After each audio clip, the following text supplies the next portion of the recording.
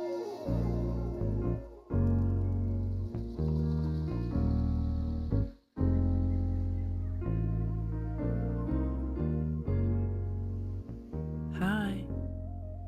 this is Her Voice Unfiltered, where the words don't ask for permission, they just arrive. I'm LaShawn, poet, healer, storyteller, and this right here, this is where we feel it before we fix it.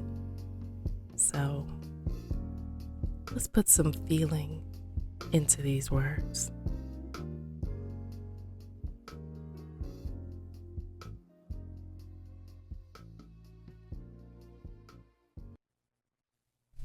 Before we get into these poems, I need to tell you why this space exists. Because for a long time, I knew how to hold everything together, but I didn't always know how to say what I felt. Silence became survival, smiling when I was breaking, showing up when I was empty, being strong even when I needed softness. And somewhere along the way, I realized my voice deserved more than that. So, what does Her Voice Unfiltered mean to me? Unfiltered doesn't mean perfect. It means honest.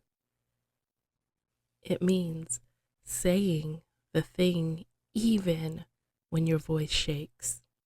It means choosing truth over comfort. So this space, this is where I stop editing myself. This is where I let it be real.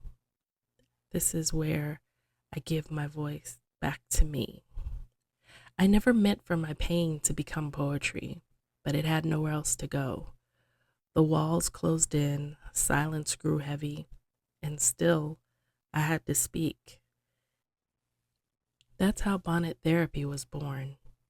It wasn't a brand or a plan, it was survival. Me under my bonnet, whispering to myself what I needed to hear until those whispers became poems, and those poems became lifelines. So I published a book, and it is a collection of those lifelines. They are not polished confessions or perfect words. They are echoes of a woman who chose to breathe, to heal out loud, to take up space even when silence felt safer. You'll find shadows in my book, heavy moments, sharp edges, the weight of grief, but you'll also find sparks, the moments where light broke through anyway. And if you're listening to this podcast, maybe you need a spark too.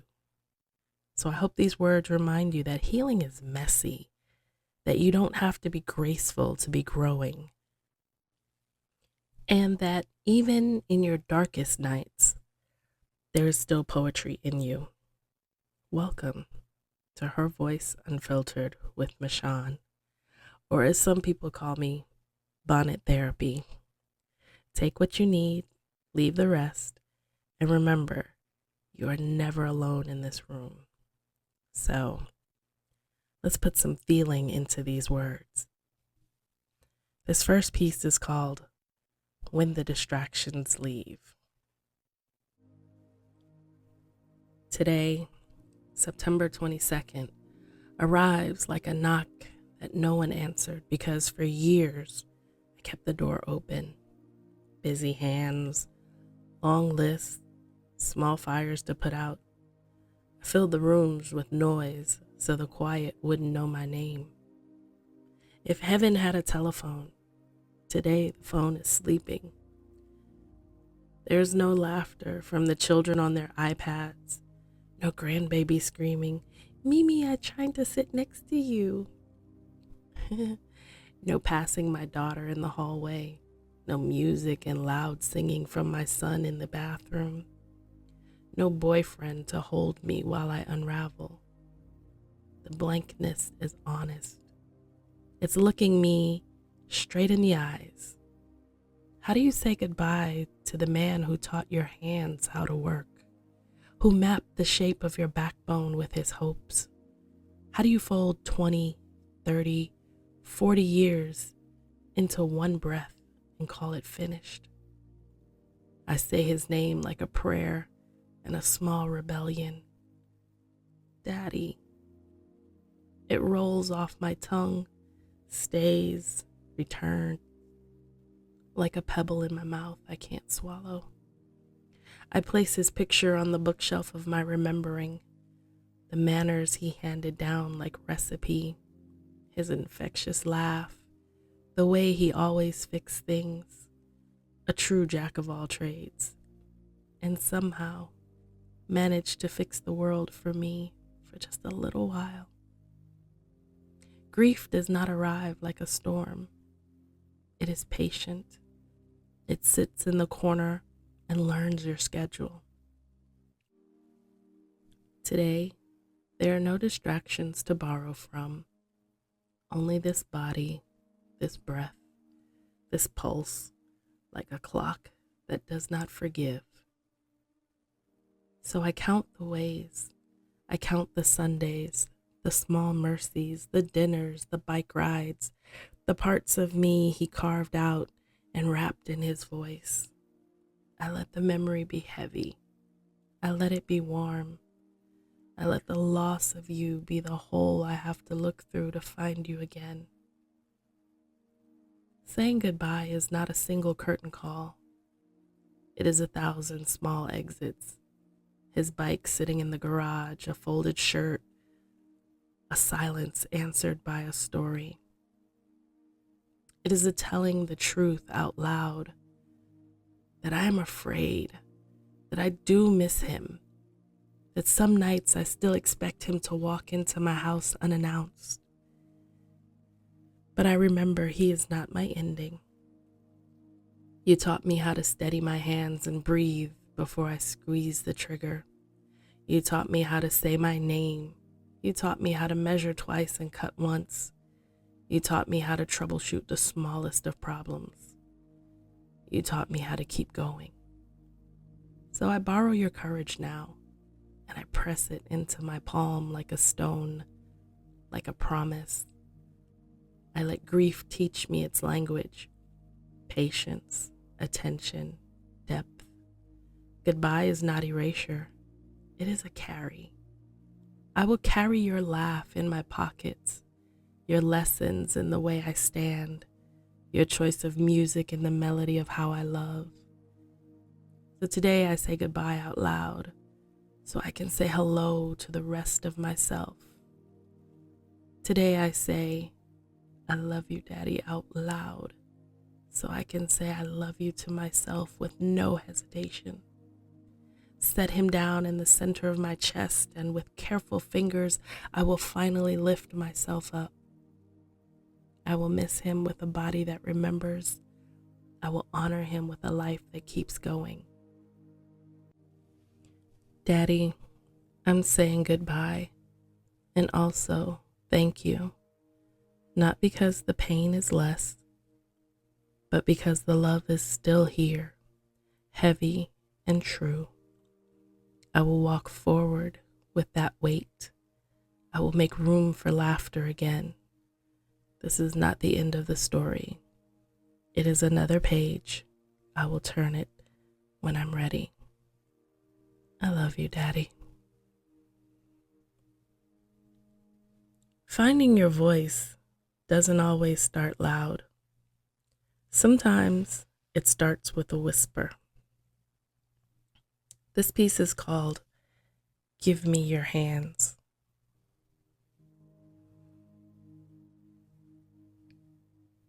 The first time I heard you say it was when I was learning how to walk. When you first said it, not loud, not dramatic, just a man who knows the way home. Give me your hands. So I placed my childhood in your grip, sticky with mistakes, bruised from trying to be brave too soon. You were my first understanding of shelter, my first definition of love, the blueprint of a man who prays with his life, not just his lips. You taught me how to cope with hard seasons, how to plant my feet in truth, even when the ground felt like it was lying. Give me your hands. You saw the tremble in my decisions, the way fear would lace my prayers, like doubt was trying to baptize me in hesitation. You just opened your palms like bridges, not because I was weak, but because the world was heavy, and you could feel it in my shoulders, even when I don't speak it out loud. And even now that you're gone, grown woman bones carry battles you never imagined for me. The only difference now is I can't give you my hands. I still hear you though, in quiet moments, in decisions that require courage, in the echo between heartbreak and healing. So I reach into memory like it's a living room, still warm with your presence. Let my fingers wrap around wisdom that never really left. Daddy, guide me through the parts of life that don't come with instructions. Stand watch over the nights. Let me know you got my six, even in heaven. Because a father's love doesn't expire. So here they are, Daddy. All of me, still learning, still becoming, still your little girl, in the places that matter. Take them. Here are my hands.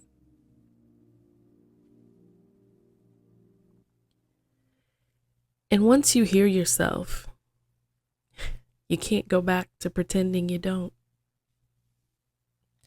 This next piece is called The Ledge. It don't take much to get me there. I'm already there. Standing on the ledge of my own thoughts, balancing between breath and breakdown. People think storms arrive loudly,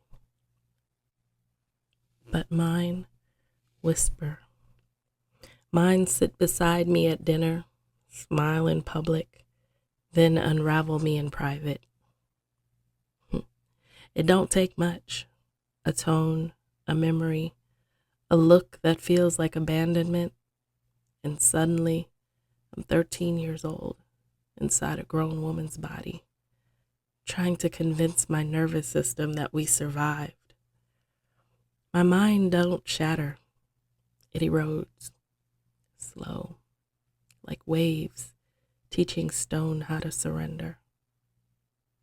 Some days I'm functioning but not living, smiling but not safe, present but already gone somewhere dark that nobody else can see.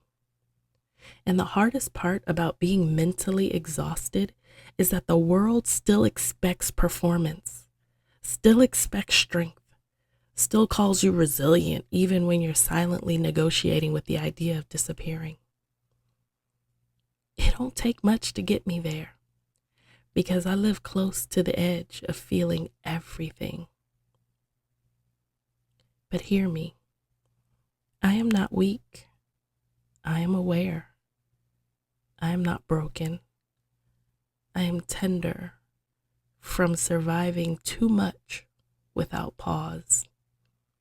And every day I choose to step back from that ledge with shaking hands and a heart that is still learning how to rest inside its own chest. I have learned now how to set boundaries, that no is a full sentence, how to put on my own oxygen mask, that self-care days and mental health days are very important to my structure, strength, and survival. And today, I didn't just survive the ledge, I honored it. Because that ledge, that trembling place between staying and slipping, it taught me something sacred. That even when my mind goes dark, my feet still remember how to come back. So I don't shame the days I almost fell. I study them. I speak to them. I thank them for not taking me under. Because I'm still here, still breathing, still choosing, even when it's hard, even when it's quiet, even when nobody claps for it. And if nobody told you today, stepping back from your own darkness is a victory. So no, it don't take much to get me there, but it takes everything to come back. And I do. Every single time. In the spoken word world, when you end a piece, you typically say something like poem, or that's that piece, or you have a signature closing. So, as I wrap up this episode, this space is not about having it all figured out.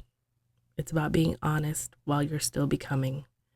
So if you're listening and there's something in you that's been waiting to be said, maybe this is your sign to let it out too.